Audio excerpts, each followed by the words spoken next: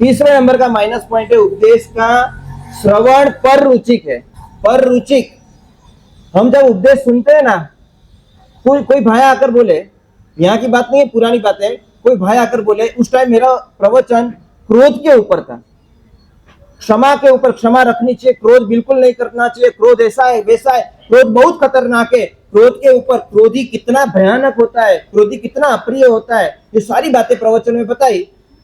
एक भाई आकर बोले कि साहब आपने जबरदस्त प्रवचन किया, मेरी बाजू में बैठने वाले शायद दुर्वासा का अवतार है, मेरी बाजू में ही बैठे थे, आपने जबरदस्त प्रवचन दिया।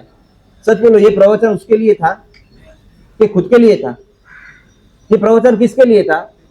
आपके कान आपकी है, दूसरों के लिए है कि आपके लिए कान? आप जब माता पिता का प्रवचन करते हैं, माता पिता का प्रवचन करते हैं तो माता पिता सोचते हैं कि यहाँ मेरा बेटा आया होता तो अच्छा रहता। क्यों? तो कि बेटा आया होता तो थोड़ा कृतज्ञ बन जाता, थोड़ा माता पिता की सेवा की सीख लेता। सब लोगों को श्रवण बहुत पसंद है, जितनी भी यहाँ बहनें बैठी है ना, लगभग सबको श्रवण पसंद है, हाँ, मगर बेटे के रूप में, पति के रूप में नहीं। उपदेश किसको पसंद है? उपदेश आप सुनते हो तो किसके लिए सुनते हो? यहाँ पर भी जो भी बात आए, मैं 4 महीने के लिए एक क्लियर कर देता हूं, आपको एकदम क्लियर कर देता हूं कि उपदेश जितना भी आए आप अपने लिए सुनो, दूसरों के लिए मत सुनो। क्योंकि कोई मुझे आकर पूछता है कि धर्म के अंदर प्रवेश करते हैं साहब, तो प्रवेश के बाद परिणाम इतना दिखता नहीं है। क्यों नहीं दिखता है? धर्म के अंदर जो प्रवेश करने के बाद लोग 30-30 साल से पूजा कर रहे हैं, कोई 25 साल से समाज कर रहे हैं, उनके जीवन में भी नहीं दिखता है, और खुद के जीवन में भी वो फीलिंग्स नहीं आती है। तब जो लोग मुझे पूछते हैं कि हमारे जीवन में फीलिंग क्यों नहीं आ रही है, तब मैं कहता हूं कि फीलिंग इसलिए नहीं आ रही है क्योंकि आपके धर्म के जो प्राइमरी 3 रूल्स है, 3 रूल्स प्राइमरी है, वो 3 रूल्स आपने चूक गए हो। कभी भी धर्म में प्रवेश करो तो सबसे पहले नंबर का रूल है कि बड़े पाप सबसे पहले छोड़ने हैं। सबसे पहले नंबर का प्राइमरी रूल है कि आपको बड़े बड़े पाप छोड़ देने। मांसाहार करता है तो वो पहले छोड़ो, आप आमिल नहीं करेंगे तो चलेगा, पहले मांसाहार छोड़ो। शराब पी रहे हो तो वो पहले छोड़ो, व्यभिचार कर रहे हो तो वो पहले छोड़ो। 7 व्यसन है, 7 व्यसन, 7 व्यसन में से अभी नए 7 व्यसन आएंगे भविष्य में, एक प्रवचन के अंदर नए 7 व्यसन बताऊंगा।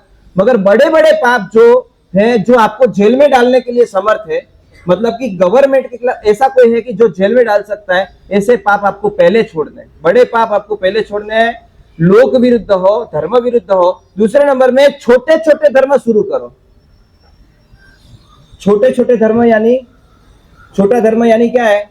आप मान लो कि आंबेल नहीं कर पाते हो तो आप टंक का नियम ले सकते हो। टंक यानी 4 टाइम बैठकर खाना, 10 टाइम बैठकर खाना, 15 टाइम। आप द्रव्य के नियम ले सकते हो, छोटा नियम लो, कोई बात नहीं। मैं ये नहीं कहता हूं आप सब चीज छोड़ दो, आप संसार में बैठे हो, छोटे छोटे धर्म तो कर सकते हो। किताब पढ़ने से पहले हाथ जोड़कर उसको नमस्कार करना, कितना छोटा धर्म है, कितना छोटा धर्म है, छोटा धर्म। तो पहले नंबर में बड़े पाप छोड़ो। कई लोग आते हैं ना, उसके धर्म की आधारशिला ही गायब होती है, मकान बहुत बड़ा होता है, नींव गायब होती है, और इसी के कारण उसका धर्म नहीं जमता है। जीवन में बड़े पाप चालू होते हैं, फिर वो चाहे बड़ा धर्म कर ले तो वो दिखता नहीं है, और छोटे छोटे धर्म वो कर सकता है, वो भी नहीं करता है, और फिर इसके कारण उसका बड़ा धर्म भी निंदा के पात्र बनता है। समझ में? मासक श्रवण कर लेगा, और मासक श्रवण करने के बाद दूसरे ही दिन से होटल में जा रहा है, तो लोग तो बोलने वाले बोलेंगे आपको मासक श्रवण में 30 दिन रह सकते हो, एक दिन के कम से कम पारने के दिन तो रहना था, कम से कम 2-4 दिन तो रहना था, आपको इतनी क्या जल्दी थी? तो लोग छोटे धर्म को खास देखते हैं सेकंड नंबर में।